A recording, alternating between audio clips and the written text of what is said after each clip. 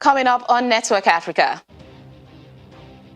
Political outsider Kais Saied sworn in as Tunisia's new president.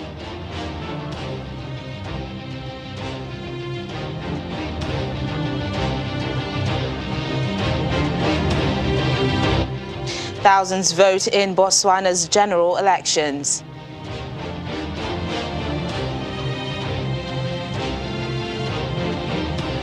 Plus, African leaders gather in Sochi, Russia for the first ever Russia-Africa summit.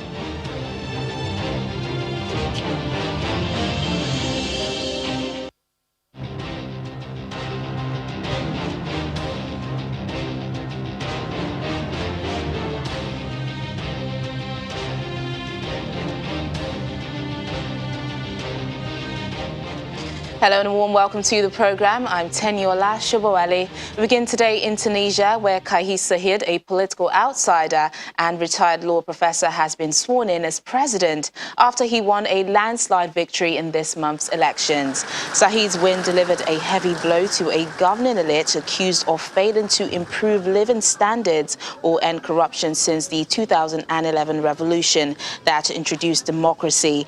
Even with a large mandate, the new president has less direct controls of policy than the Prime Minister, and both will quickly face a series of tough challenges, including high unemployment rates and fighting corruption. Tunisia's president controls foreign and defense policy, governing alongside a Prime Minister chosen by Parliament who has authority over domestic affairs.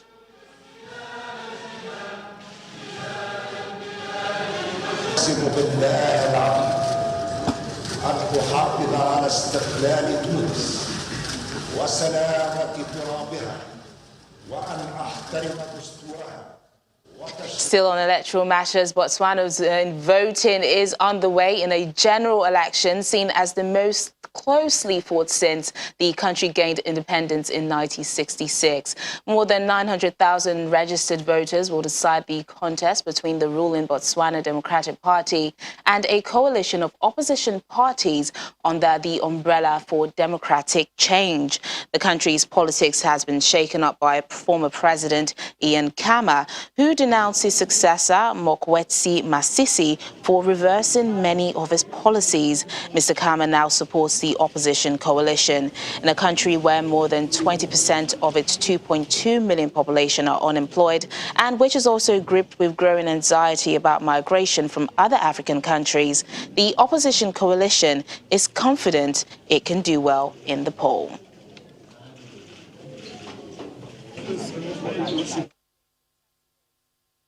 Let's get more on Botswana's election day. We're now being joined by our correspondent, Brian Pugeni. Brian, big day for Botswana. What's the mood like in the citizens in the country, I beg your pardon, as citizens vote?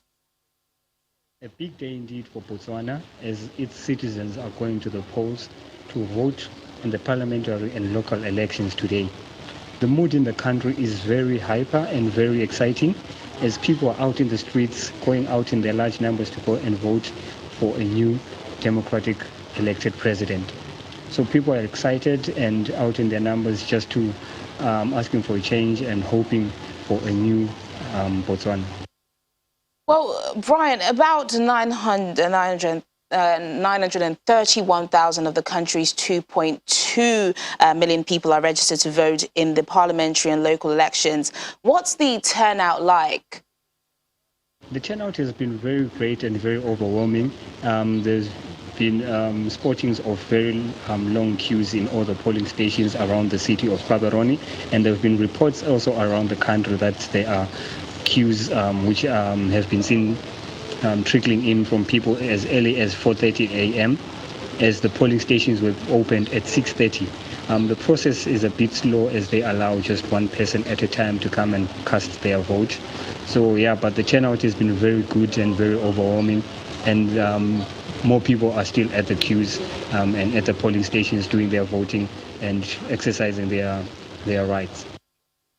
Well, this election is seen as a historic one for the country. The governing Botswana Democratic Party has been in power since independence in 1966, but President Masisi has been presented with a surprising challenge after the former president, Ian Khama, broke away, announcing support for the opposition. Brian, what are the possibility of this election bringing about a change, and what are the main issues on the minds of the voters as they cast their ballots? There is a high possibility of this election bring about change with the recent breakaway faction of former President Ian Khama leaving the BDP and forming his own party, and also going into coalition with the UDC, the main opposition of Botswana. So people are really excited about the possibility of a change, and they're hoping for better living environments, better jobs, and just new things and a new government which they hope will bring about change in every aspect of their lives.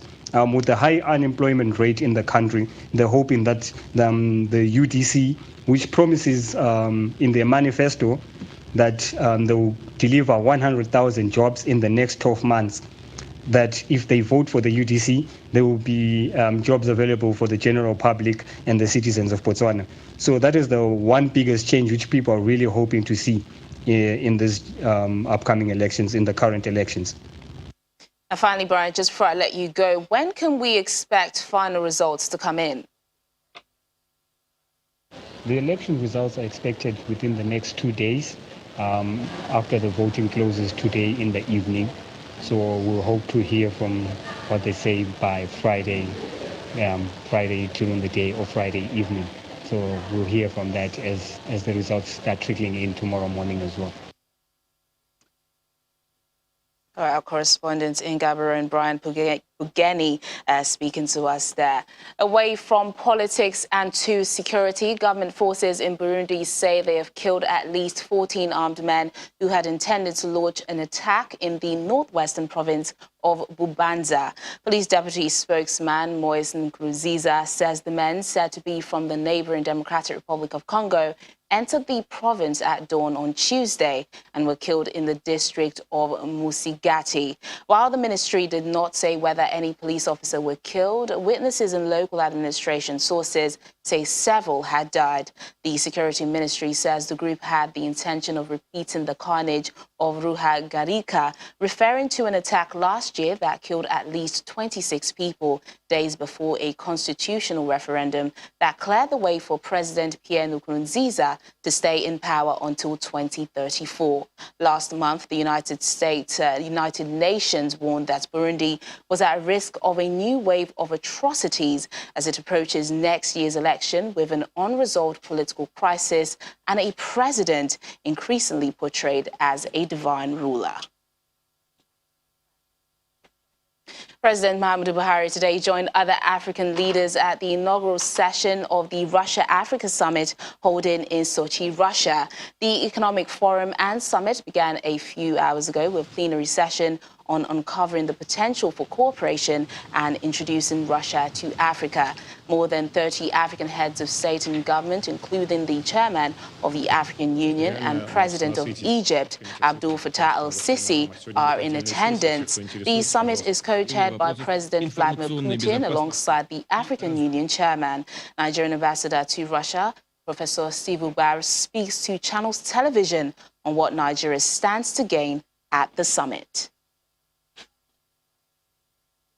Our ambassadors here, African ambassadors, worked very hard to convince the Russian government to take Africa much more seriously, culminating in this historic event that you're all witnessing now, the first Russia-Africa Summit and Economic Forum. Russia is by no means an exclusive source for anything, military or otherwise, for Nigeria. We procured, products from all over the world, and we're trying to ramp up our engagement with Russia in all aspects of business, in all aspects, starting from social, education, science and technology, even exploiting our hydrocarbons reserves. We are interested in partnering with anyone who will help us develop our motherland. Well, DP World, the global port operator, says their ability to borrow is being affected by the dispute over their operations in Djibouti. DP World chairman made the statement in Rwanda's capital, Kigali, where the company opened a $35 million logistics platform. A port it partially owns in Djibouti was seized by the government there in 2018. The government of Djibouti seized the Dorale container terminal from Dubai government-controlled DP World in February 2018 over disputes dating back to at least 2012. DP World called the seizure illegal, and the London Court of International Arbitration ruled in August 2018 that the company's contract in Djibouti was valid and binding. This is the bad message sent to the investors. That's why interest rates are so high. Now look at the rating of Djibouti, it's very bad. Nobody will put money there. And it reflects on us bad because we're looking at building other ports in Africa. The minute you want to borrow money, they have an example of a country that have violated their agreement and did not honor it and did it. So what Djibouti did hurt Djibouti and hurt Africa more than us, because we are insured and everything and will recover. But still, we have court orders that they are refusing to honor. And that will cause even punitive action by the courts on Djibouti. The company is continuing to operate legally in Djibouti, although the government has claimed that the company's operations have ceased. According to the DP World chairman, the company's new platform in Kigali will further landlock Rwanda's efforts to become a trade hub for neighboring countries, including DRC and nearby Kenya, reducing the costs of importing and exporting via the Indian Ocean ports in Mombasa and Dar es Salaam. President Paul Kagame formally opened the facility, which he said will help Rwanda. But trade agreements and economic policies won't have much impact without actual infrastructure. With the launch of this facility, Rwanda is doing its part to connect with the larger market of more than 1.2 billion consumers in Africa and beyond. The Kigali Logistics Platform is really getting up and running. The company is also active in Somalia, Mozambique, Senegal and Mali, and has signed an agreement to develop a port in the Democratic Republic of Congo. Tanzania's highest court has annulled a law which allows families to marry off girls as young as 14 years. The Supreme Court of Appeal upheld a ruling of a lower court that said child marriages infringed on girls' rights and were unlawful and unconstitutional. Tanzania's Attorney General had appealed against the 2017 High Court ruling, which had struck off sections of the law which allowed the marriage of 14-year-old girls. The court said girls could not marry before 18, that's the age for boys. The ruling is a milestone for the rights of girls. According to the UN Children's Agency, 31% of girls in Tanzania are married before the age of 18, while 5% get married before their 15th birthday. Now, survivors of a deadly airstrike on a migrant detention center in Libya's capital, Tripoli, in July, say they feel abandoned by the United Nations and are desperate to escape the country.